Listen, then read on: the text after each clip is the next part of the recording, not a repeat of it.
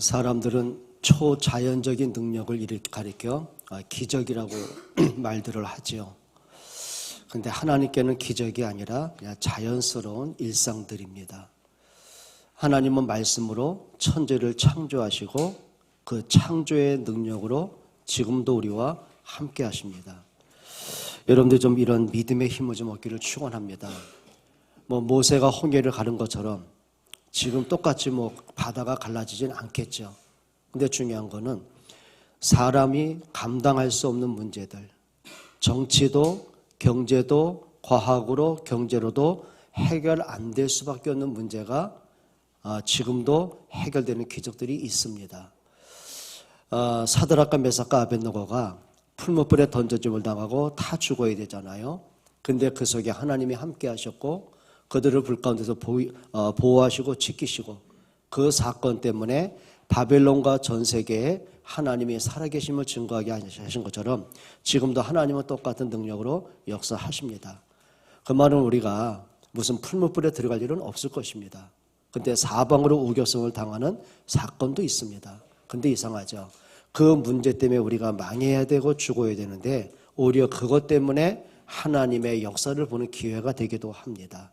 오늘 저와 여러분들에게 성경 속의 기적이 단순한 과거 옛날 이야기가 아니라 오늘 전능하신 하나님이 여러분과 함께 하시는 그 응답의 삶이 되기를 주의 이름으로 축복합니다.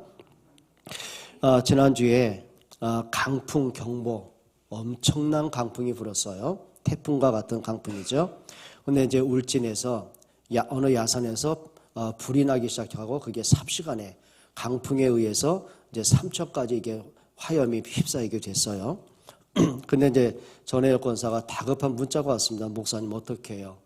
어머니 집에 있는 그 산이 화재가 나서 다급하게 피신하셨어요 라고 했어요. 그래서 그 문자 보고는 기도가 될 수밖에 없잖아요. 하나님, 불기둥 구름기둥으로 인도하신 하나님께서 사드락과 메삭과 아벳느고를 풀무불 가운데 지키신 하나님이 함께 하시고 역사해 주옵소서. 근데 기도하고 나서는 장장으로 통화를 했어요. 화재 때문에 집이 불타고 안 타고는 나중 문제다. 탈 수도 있는 문제다. 근데 중요한 게 있다. 하나님의 역사하시면 불도 문제되지 않는다. 더 큰 게 뭐냐면 그 사건 때문에 당신 그 가정과 가문과 그 지역에 하나님이 어떤 일을 하신지 한번 지켜보자. 그리고 이제 그 다음날 전화를 했어요. 화염은 여전히 겉으세게 계속해서 번져가고 있었고요. 남쪽으로까지 지나가고 불이 붙여가고 있잖아요. 근데 전화했는데 기적과 같은 일들이 벌어졌어요. 장장로 어머니 집 바로 뒷집은 완전 전소가 됐대요. 근데 불과 5m 거리도 안 됐는데 어머니 집은 멀쩡하다는 거죠. 그 말을 듣는 순간 안 타서 감사하다 그게 아니라 이런 생각이 들더라고요. 그래, 하나님이 어떤 일을 하시려고 어떤 증거를 하나님이 그 현장에 보이시려고 이런 사건을 주셨을까? 이제 그 기도가 되어집니다. 오늘 저와 여러분들에게 문제가 있기 때문에 당황하고 힘들고 그 문제에 눌릴 게 아니에요. 그 문제 속에서 하나님이 내게 주신 메시지를 빨리 들으셔야 돼요. 그 문제와 사건 속에서 하나님이 하신 일들을 좀 보셔야 됩니다. 그게 응답입니다. 여러분, 우리가 잘 아는 대로 요셉이 노예로 팔려가고 감옥에 가고 그 문제에 잡힌 게 아니에요. 그 문제와 사건을 통해서 하나님의 말씀이 어떻게 성취되는지, 하나님의 말씀이 어떻게 응답이 되는지 이제 그걸 봐야 되거든요. 만약에 그게 안 보여지면 당황하죠. 불안하죠. 조급하죠. 불신앙 오죠. 인생 그래서 무너지는 거거든요. 근데 중요한 게 있습니다. 그 문제 뒤에 있는 응답을 보고 하나님의 계획을 보게 되죠. 담담해집니다. 힘이 있습니다. 확신이 있습니다. 평안해집니다. 그렇죠. 그게 위에서 주시는 힘이라는 거예요. 여러분, 우리가 그냥 문제가 왔을 때 버티면 안 됩니다. 버티는 것도 한계가 있습니다. 언젠가 무너지게 돼 있거든요. 근데 내가 버티는 게 아니라 하나님이 위에서 주시는 영적 힘을 가져야 돼요. 성경에 보게 되면 전도자들이 돌에 맞아 순교하는 사건들이 굉장히 많이 나옵니다. 그 대표적인 사람이 두 사람이었어요. 한 사람은 스데반 집사와 또 한 사람은 사도 바울입니다. 자, 사도행전 7장에 보게 되면 스데반 집사가 유대인과 바리새인들에게 예수 그리스도의 복음을 전하다가 돌에 맞아 죽었어요.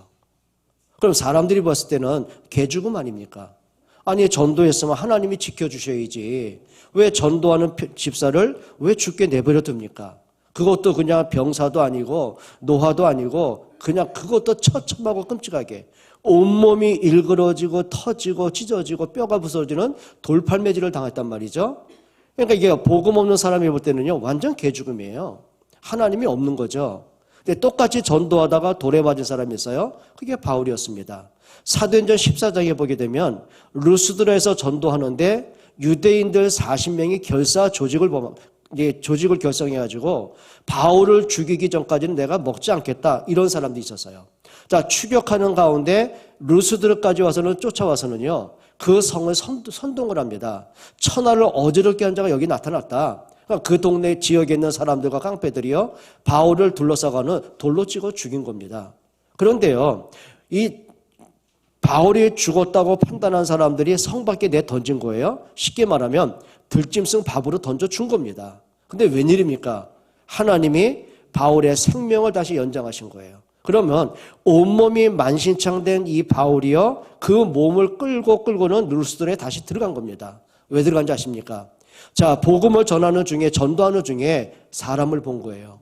하나님이 저 사람이 이 성에 예비된 제자였구나. 그게 디모데입니다.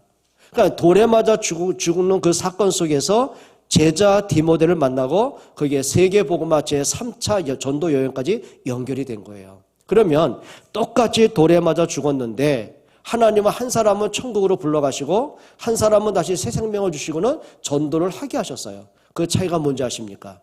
그러니까 사람들이 보는 기준은요, 살아야 응답이에요. 그렇죠? 돌에 맞아 죽었던 사람이 살아나야 기적이에요. 그때 이제 고백합니다.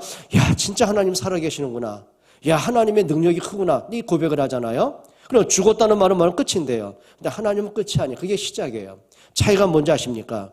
여러분, 스데반이 돌에 맞아 죽는 그 현장에 주동자가 누군지 아시죠? 그게 사울 청년입니다. 바울입니다. 자, 그런데 그 바울이 자기의 주동하에 스데반이 돌에 맞아 죽는 그 현장을 보면서요, 뒤늦게 깨달은 게 있습니다. 뭔지 아십니까? 스데반이 말했던 그 그리스도가 바로 이분이구나. 그걸 깨닫게 되는 사건이 온 거예요. 근데 중요한 거는 바울은 돌에 맞아 죽음으로 천국에 가면 안 돼요. 할 일이 있어요. 복음 때문에 제2차 전도여행, 제3차 전도여행, 그 여행을 해야 되는 거예요. 그리고 하나님 뭐라고 하셨냐면, 바울아, 네가 로마에서 이 복음을 증거해야 될 것이다. 네가 가이사 앞에 서야 할 것이다. 무슨 얘기입니까? 그 당시에 최강대국 로마 복음화, 하나님은 바울을 통해서 예비하고 계신 거예요. 아직 그 일이 안 끝났어요. 뭔 얘기죠? 사명이 안 끝나면은요, 안 갑니다. 하나님이 그 사역을 감당하기까지 그 생명을 붙드시는 겁니다. 그 차이입니다. 그러니까 우리는 돌에 맞아 죽었는데 어떻게 살았을까? 거기에 포커스 맞으면 안 돼요. 하나님이 바울의 생명을 연장하신 이유는 뭘까? 저거구나. 로마 복음화, 세계 복음화, 이것 때문이구나. 그러면 저와 여러분도 거기에 포커스를 맞춰야 되는 거예요. 자, 사업이 잘 되고 안 되고, 그렇죠. 부자가 되고 가난하고 그 차원이 아니에요. 병이 낫고 안 낫고, 그렇죠. 화염에 집이 불타버리고 온전하고 그게 목적이 아니에요. 포커스는 거기 맞추면 안 돼요. 하나님이 이 사건을 통해 어떤 일을 진행해 가시려고, 하나님이 이 응답을 통해 하나님이 어떤 증거를 보이시려고, 그게 전도의 증거, 그렇죠. 생명 살리는 증거, 렘넌트 살리는 증거란 말이에요.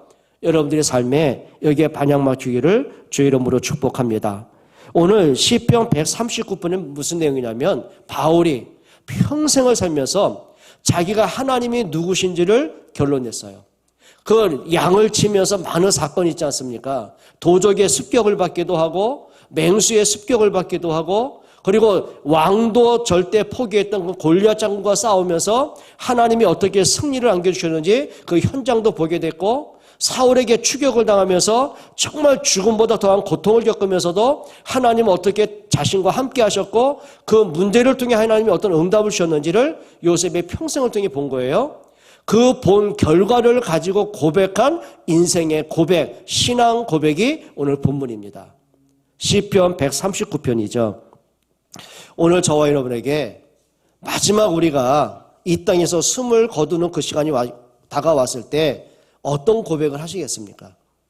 정말 야, 하나님이 여기까지 나를 인도하셨구나. 하나님이 여기까지 나와 함께 하셨구나.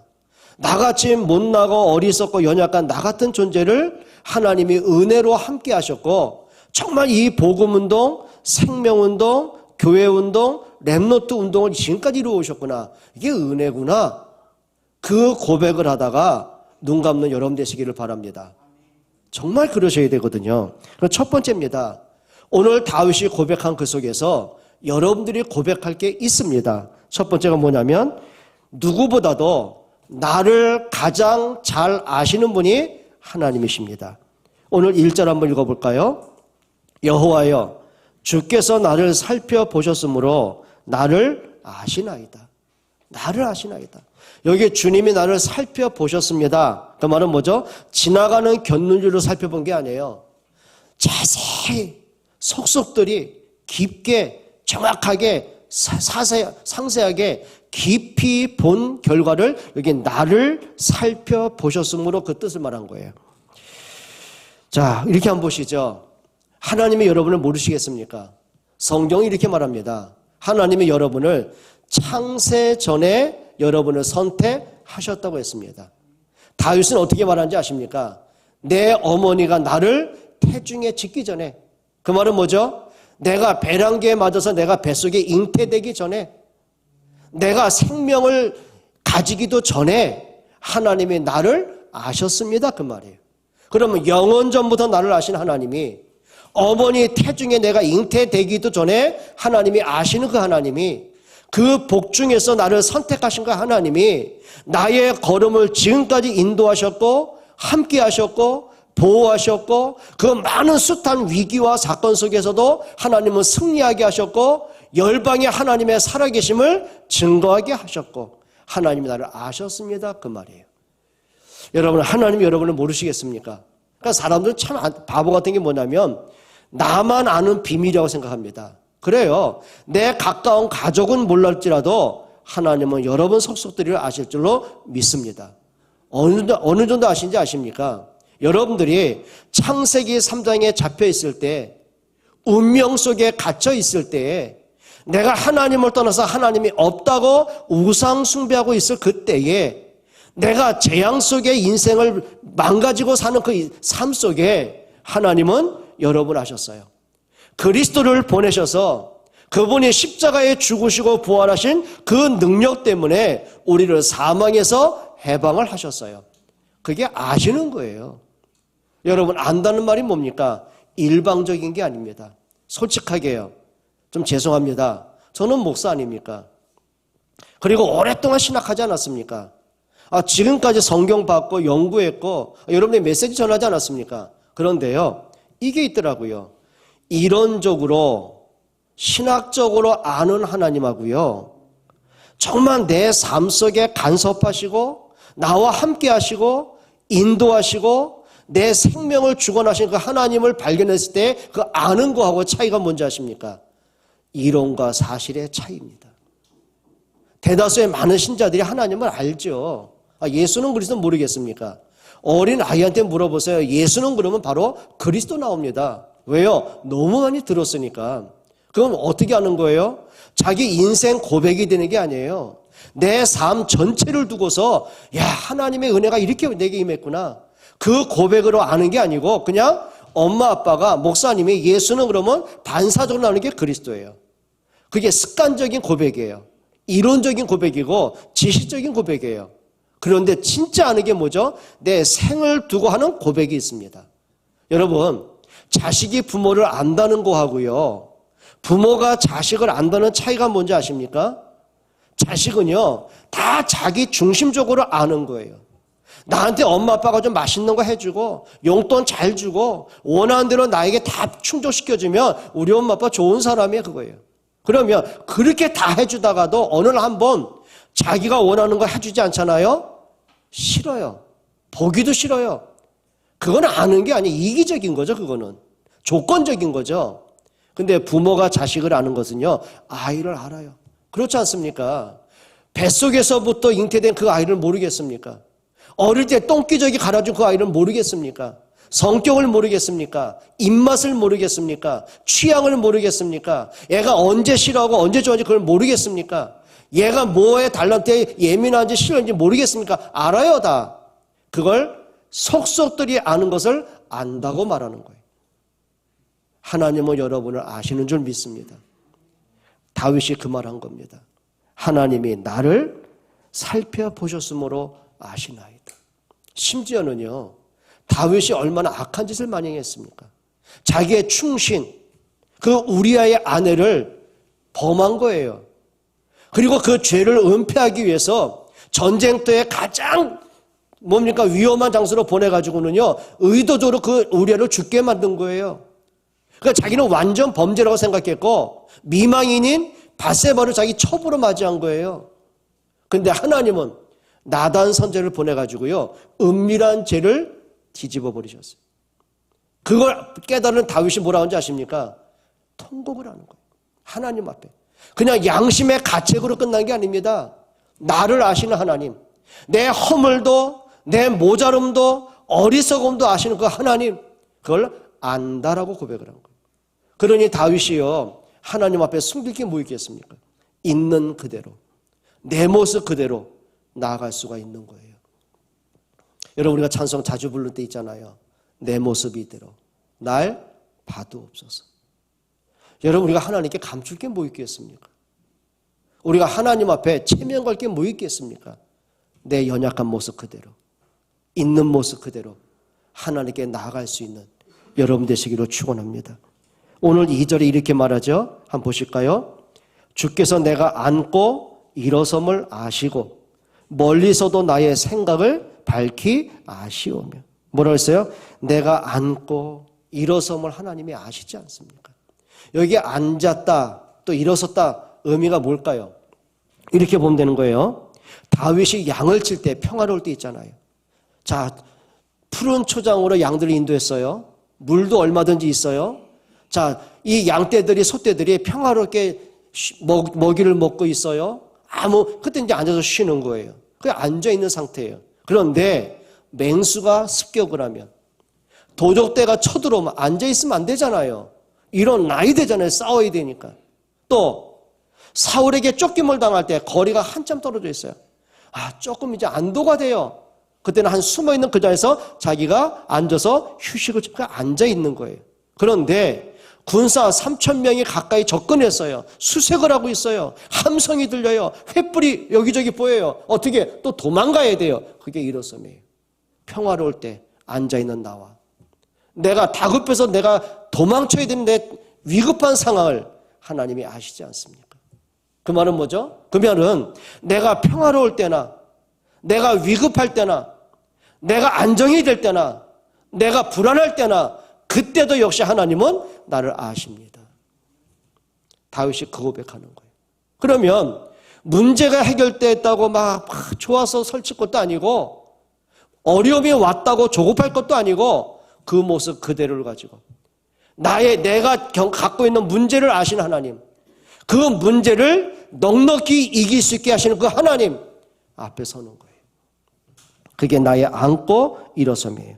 또 2절에 이렇게 말합니다.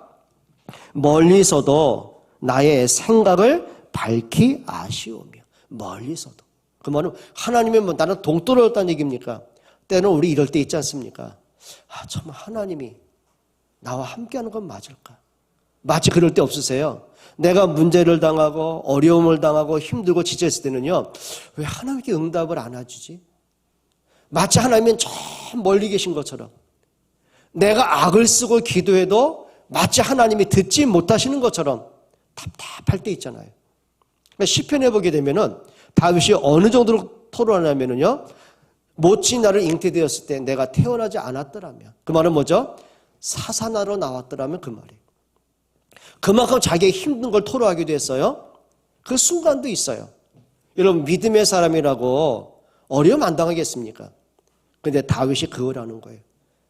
내가 막막할 때도, 내가 힘들어 지쳐 있을 때도 하나님이 나와 함께 하셨구나. 이런 나를 하나님이 아시는구나. 여러분, 우리는요, 순간순간 내게 있는 문제 때문에 모든 걸 판단하면 안 돼요. 아까 말씀드린 것처럼 아이들은요, 내 눈앞에 있는 그 순간적인 가지고 모든 걸 판단해요. 엄마 미워, 엄마 싫어, 간섭하지 마. 애들은 그렇게 판단해요. 근데 부모는요, 아이의 잘못한 거 그때 한 번뿐만이 아니에요. 성장하고 지금까지 살아오면서도 앞으로도요, 잘못한 게 많아요. 그걸 다 한번 어우러 품고 사는 거예요. 여러분, 하나님이 만약에요, 내가 갖고 있는 내 성품, 내 모습 그대로만 갖고 판단하신다면, 내가 지금 하고 있는 행동, 그 행동 모든 거 그것만 갖고 내게 처벌을 하신다면, 불신앙하는 내 모습, 허덕이는 내 모습, 원망하고 불평하는 내 모습 그것만 보시고 판단하신다면 하나님 앞에 설 사람이 누가 있겠습니까? 단 한 명도 없어요. 자격이 없는 거리요.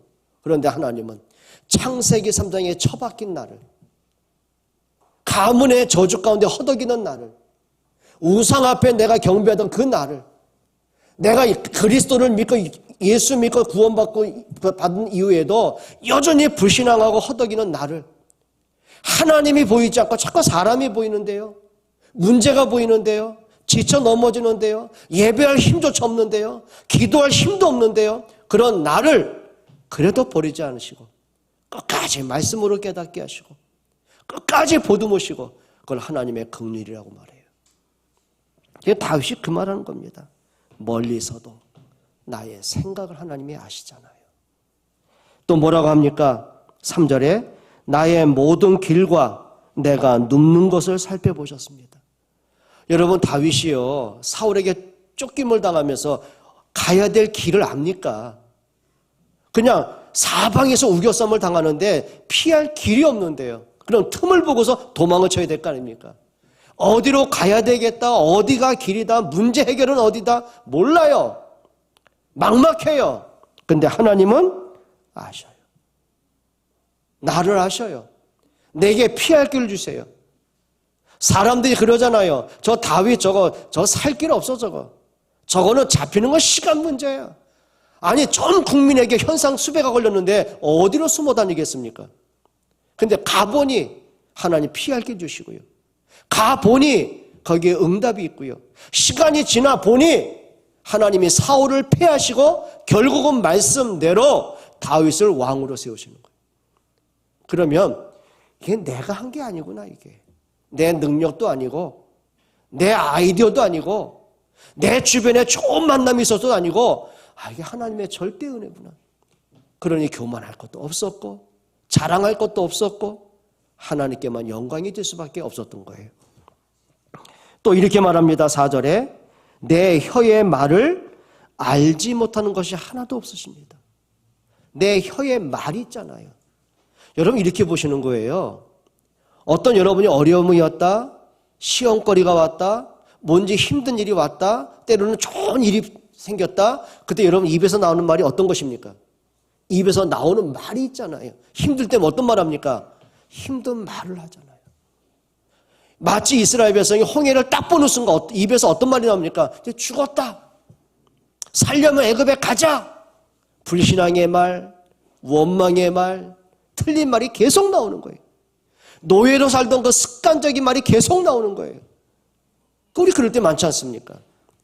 다윗은 이렇게 말합니다. 시편 19편 14절에 내 입술의 모든 말과 내 마음의 묵상이 하나님께 연락되기를 원합니다.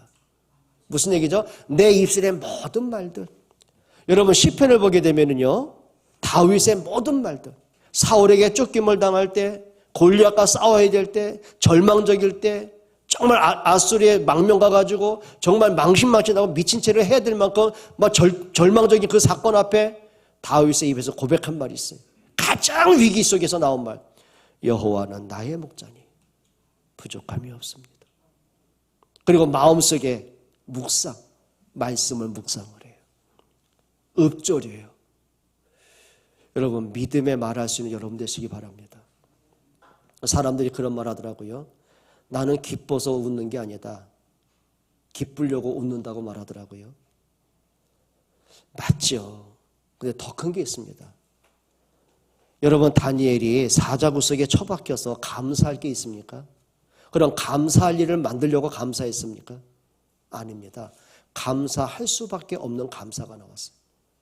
죽음의 문제인데요. 이제 끝인데요. 무슨 감사가 나오겠습니까? 그런데 그 자리에서도 하나님의 함께 하심을 보게 돼요. 그 죽음의 문제를 통해서 하나님의 계획이 보여져요. 그러니 그 마음속에 감사를 한 게 아니에요. 감사할 수밖에 없었어요. 여러분들의 좀 입술의 고백이 믿음의 고백되기를 주의 이름으로 부탁합니다. 그게 두 번째입니다. 다윗이 평생을 두고 확인하겠습니다. 나와 함께 하시는 하나님을 고백을 합니다.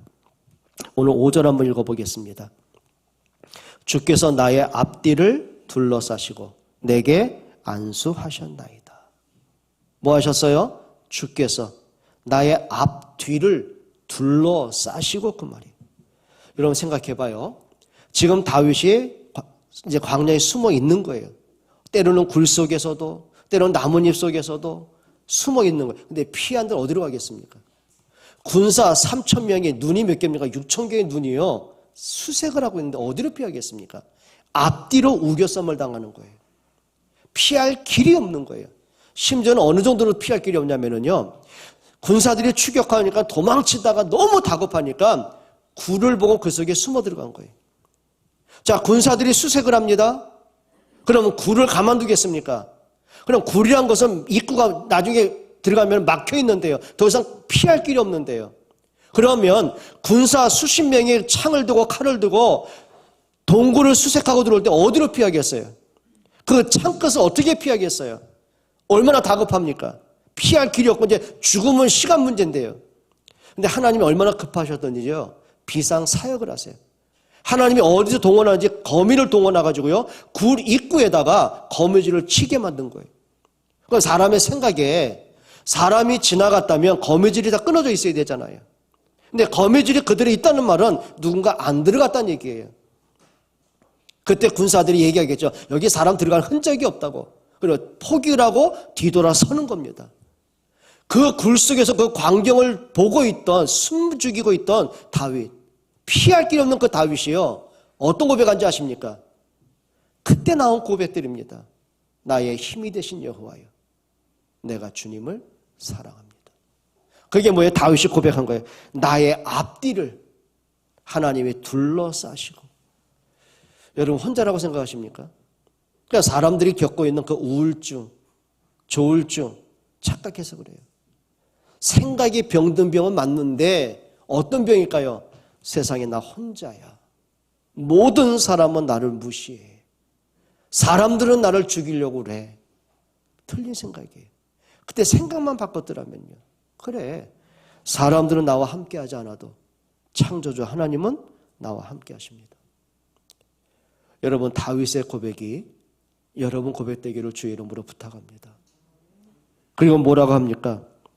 내가 주의 영을 떠나 어디로 가며 주의 앞에서 어디로 피하리까? 여러분, 내가 주님의 영을 어디로 내가 피해서 가겠습니까? 이 고백이요, 다윗이 한 번은요, 왕궁에 거니는 거예요. 성벽 위로 거니는데 아마 한가로웠겠죠. 근데 왜 어느 집에 불빛이 세워놨는데 보니까 웬 여인이 목욕을 하는 장면이 목격이 된 거예요. 못 견뎠어요. 그리고 신하를 보내가지고 그 여인을 불러들였어요. 왕이니까 여인이 어떻게 거절하겠습니까? 절대 군주인데. 그리고 여인과 동침을 한 거예요. 시간제의 문제는 뭐냐면 이 여인에게 임신이 된 거예요. 그러니까 다윗이 드러날 거 아닙니까? 지금 전쟁 중에 그 밧세바의 남편이 우리야 장군입니다. 전쟁터에 목숨 걸고 싸우고 있는 거예요. 그러니까 다윗이 전가를 보냅니다. 우리야를 불러들여라. 그리고 밤새도록 두 사람이 술을 마시고 논 거예요. 그리고 휴가를 줍니다. 집에 들어가 쉬어라. 근데 문제는 우리야가 집에 가지 않아요. 성문에 엎드려서 쪽잠을 자고는 이제 전쟁터에 가려고요. 그 소식을 들은 다윗이요 더 다급하잖아요. 집에 들어서 부부 동침을 해야 되는데 그래야 자기 죄가 은폐되는데 또 불러들이는 거예요. 또 밤새도록 축제를 벌였어요. 집에 가서 쉬었다 가라. 근데 역시 우리아가 성문에서 쪽잠을 자고는 새벽 일찍이 전쟁터에 간 겁니다. 그리고는요 급하게 비밀 편지를 보낸 겁니다. 그리고 총사령관에게 지시를 한 겁니다.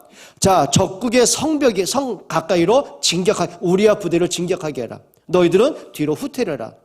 여러분, 전쟁터에 성벽 가까이 갔단 말은 뭡니까? 쏘는 화살에 돌에 끓는 기름에 맞으면 죽는 건데요. 그리고는 우리아가 전사한 겁니다.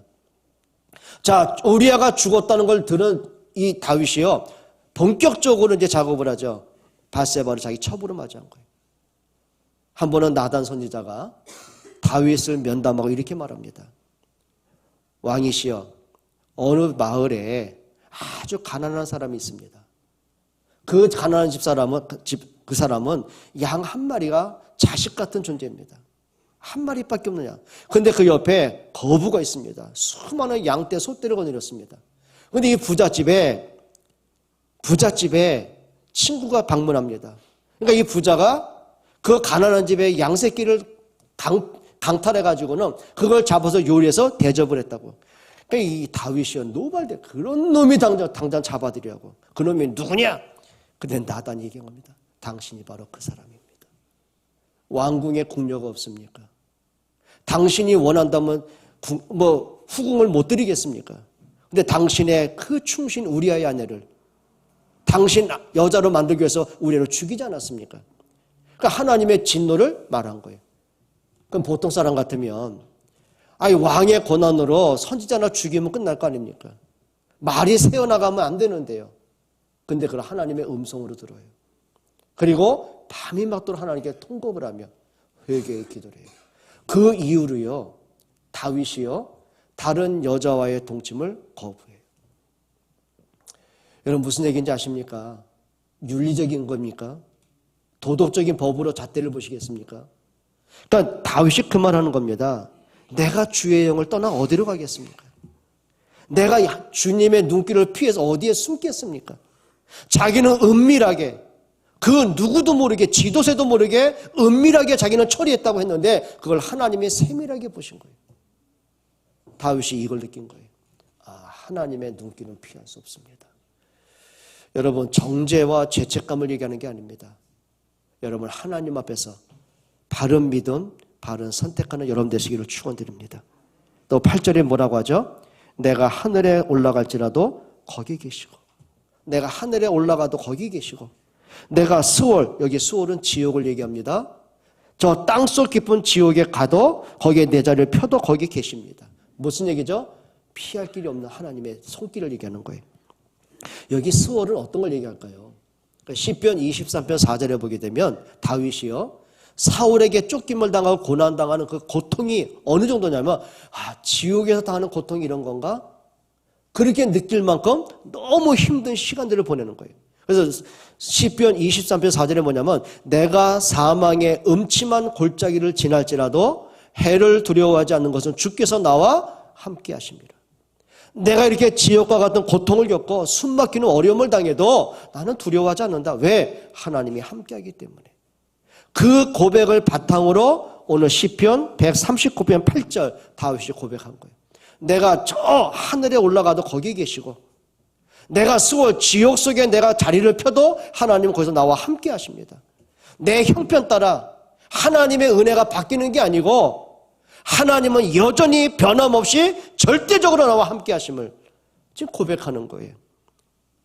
여러분 문제 속에 여러분이 혼자라고 생각하십니까?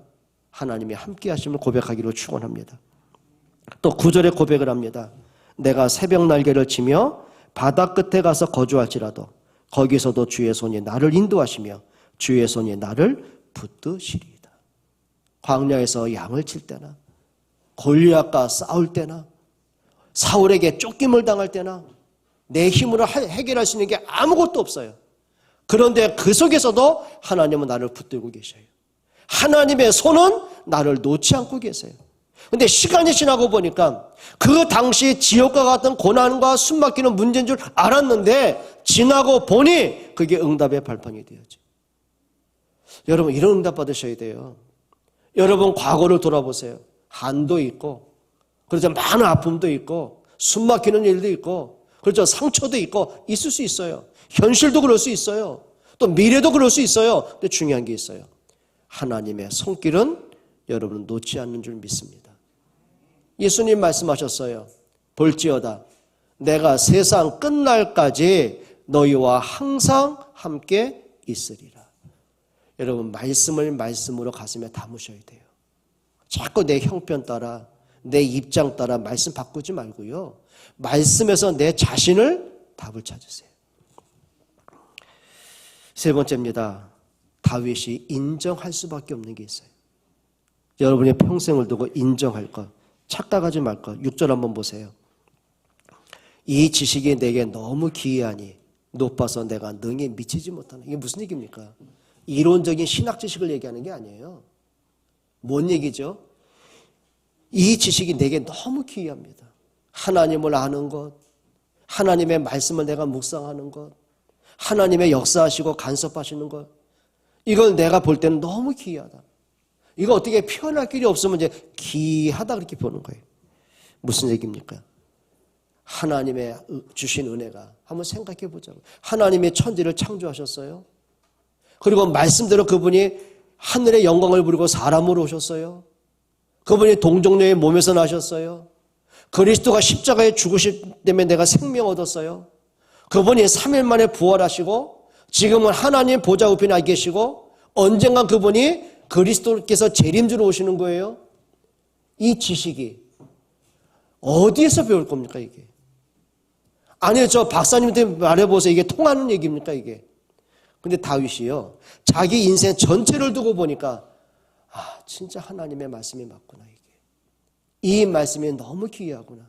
그러면 내 생각을 놓고 내 경험을 담고 이럴 이유가 없는 거예요. 그냥 순수하게 말씀에 붙잡히고 말씀 따라가고. 여러분 이 응답 여러분이 좀 하셨으면 좋겠어요. 그러니까 자꾸 우리가 말씀을 들으면서 자꾸 뭔가를 내 생각대로 고집대로 가려고 그래요. 여러분 내 경험과 내 고집과 내 방식대로 가려고 하지 말고요. 하나님의 말씀 앞에 내가 깨트릴 거 빨리빨리 깨트리세요. 그게 사는 길입니다. 그게 답입니다. 하다못해 아까 말씀드린 것처럼 나단 선지자의 책망을 받았을 때 그러면 왕의 권한으로 그 한 사람 죽이는 거 아무 문제 되지 않아요. 바세바뿐만이 아니에요.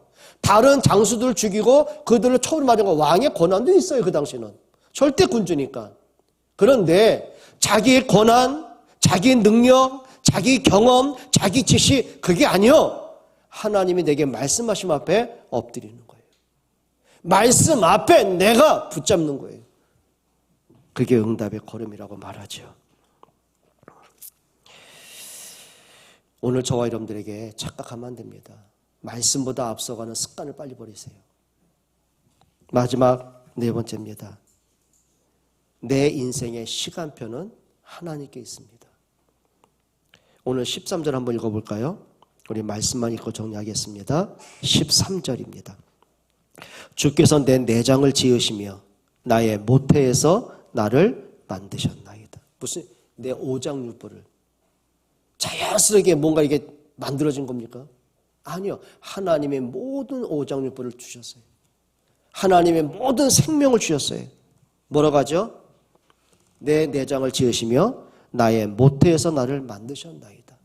내가 잉태된 것도, 내가 생명을 가진 것도, 내가 태어나 인생을 살아가는 것도, 내가 태어나는 시간부터 죽는 모든 인생의 시간표가 하나님께 있습니다. 그 말이에요. 인정하십니까? 14절에 이렇게 고백을 하죠. 내가 주께 감사하오면 나를 지으심이 심히 기묘하심이라.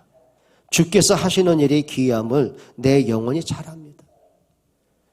여러분 저는요 의학 박사들이요 자기들이 아는 지식이 있잖아요. 자기들의 생체학들을 배우지 않습니까? 근데요 제대로 공부한 사람이 이렇게 고백하더라고요.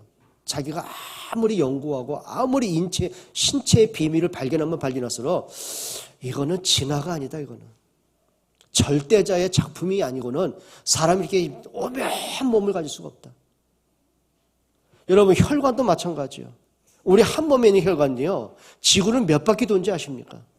혈관을 모세혈관부터 무슨 세포 모든 혈관을 연결하면은 지구를 수바퀴 도는 거예요. 그렇게 엄청난 거예요. 모든 오장육부요, 기능이요 아니더라고요.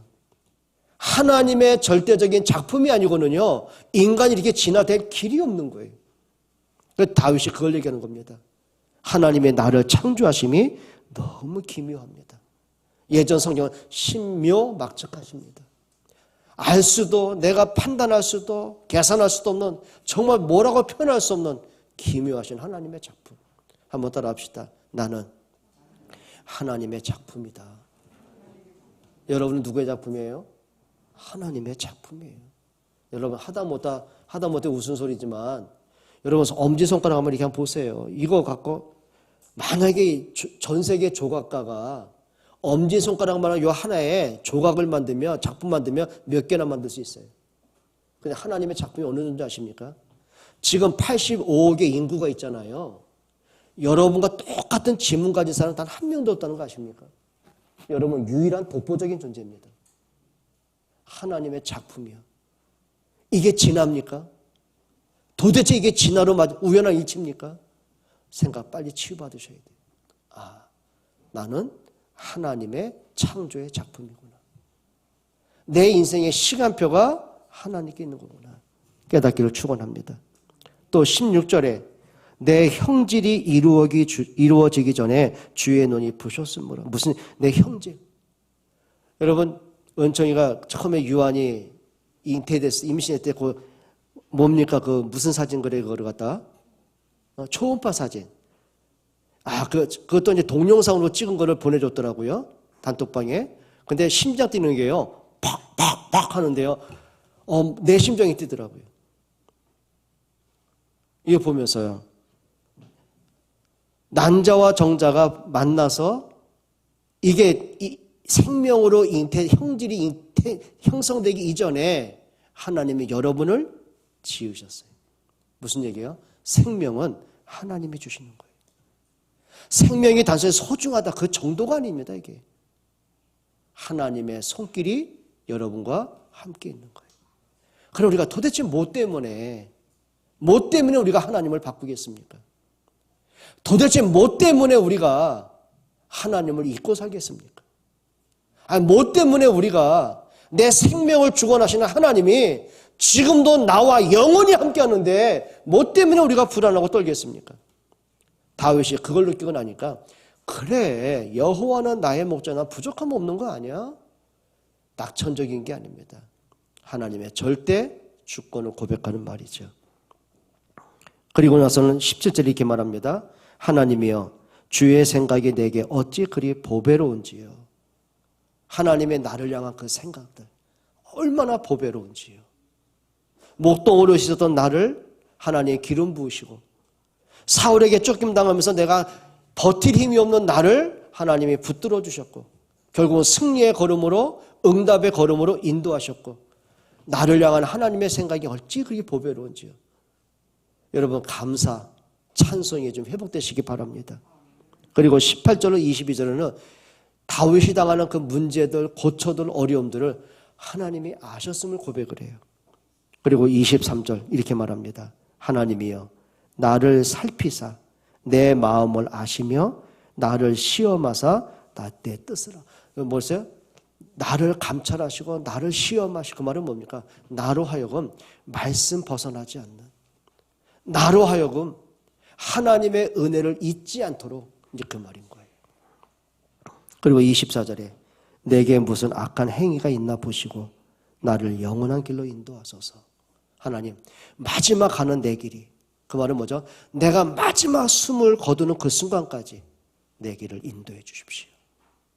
그게 다윗의 고백으로 이제 막을 내립니다. 오늘 저와 여러분들이 한번 돌아보세요.